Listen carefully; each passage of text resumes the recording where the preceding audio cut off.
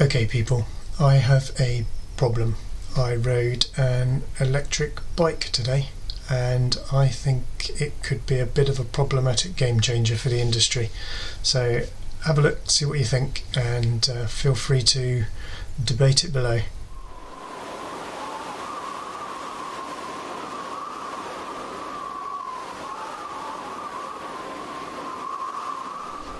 So I've just had a ride on a Silence motorbike. I say a motorbike, I call it a scooter stroke maxi scooter. It's fully electric and it has somewhat concerned me. I think the reason it's concerned me is it now makes me worry about the future of motorbikes, where they're going, particularly the big bore motorbikes. You've got to look at my Moto Guzzi V85 TT, thinking it's an 850cc internal combustion engine beast of a touring bike, which will quite happily trot all the way around Europe. And I suppose my biggest concern is how are people going to get from a 125 equivalent electric motorbike onto one of my big bore internal combustion engine bikes. This thing is as quick as my 850 up to 30 miles an hour. It probably matches it up to about 50-55. Instant torque, very quick through traffic, stupidly easy to ride because you very rarely have to bother with the brakes on it. The regen braking just rolls off, rolls on, and it's only in an emergency you're actually even touching the brakes. The maintenance on the thing seems to be pretty minimal.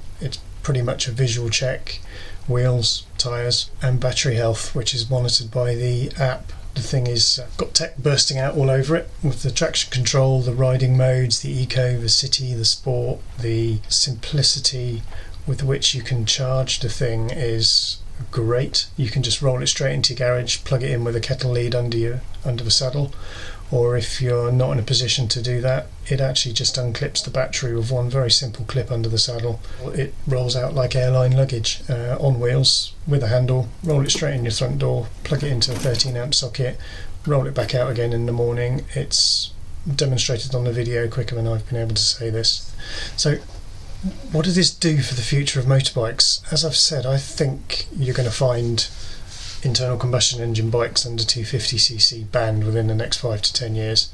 They just won't be able to be sold in the UK anymore, and I don't think they'll even need to ban them. I think what will happen is they will gain momentum within the younger audience which are going to be commuting into town. It'll gain momentum with people that have previously been nervous about bikes and all the maintenance they entail, and that grease monkey feeling of having to be out there looking at chains and exhausts and all these bits and pieces hanging off it, whereas this is just like an iPhone. You press the button, you drive away. It's tracked on the app. It's much more difficult to steal. So this doesn't look like a motorbike. It looks like a scooter. It's designed as a commuting tool. I think it's originally from Spain, but designed by an ex-Paris-Dakar rider, which I find interesting, and actually is hopeful, because I think it might mean there's bigger stuff, exciting stuff coming up the range in the future as these things take off. I think we're going to see a bit of a Tesla effect, where you've got these early entries into the market which are genuinely good, and people will just become convinced over a fairly short period of time that this is actually the best way into the market on two wheels. And I think they just look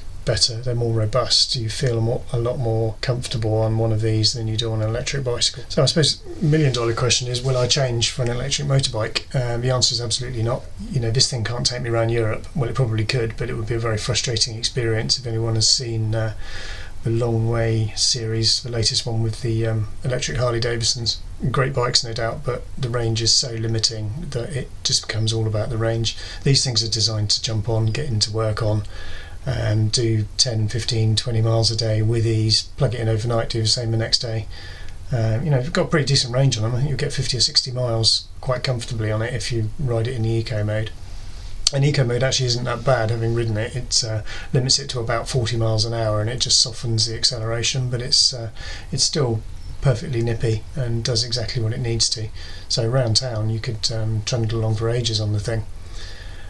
But my 19 and 22 year old have both expressed a preference in one already, saying they're interesting, and we could see them getting onto two wheels. So I think we might see these things start to gain quite significant momentum over the next few years, particularly as cars become more of a hassle around town with the emission zones. This thing will drive straight into the centre of Birmingham, straight into the centre of London, no issues at all. I would think about one as an extra bike if I had some spare cash floating around, because they are genuinely that convenient and good fun to ride. So go and have a try on one. I'm not sponsored to say this, but unless you go and have a try, because I think you need to probably get your heads around what these things are going to be like and how they're coming forward. Biggest challenge for me, I think, is how people are going to make the transition from one of these little electric scooters, bikes, across to a big bore adventure touring bike, become a real fan of motorbikes and get out there doing what bikers do all day every day.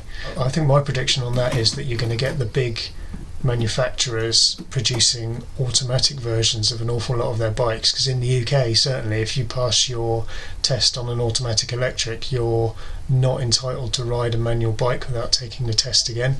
So the easiest way around that is to build the automatic versions of the bikes. So I'll watch the space. I think it's either going to go that way, or we're going to start to see this gulf appearing between the very limited number of people that ride the bigger bikes and the huge numbers of people riding smaller electric bikes that just haven't got the motivation to make that difficult transfer across to a manual bike, which will then take them around Europe. These electric bikes are absolutely going to be the future unless something else comes along to replace them. See you all out on the road soon.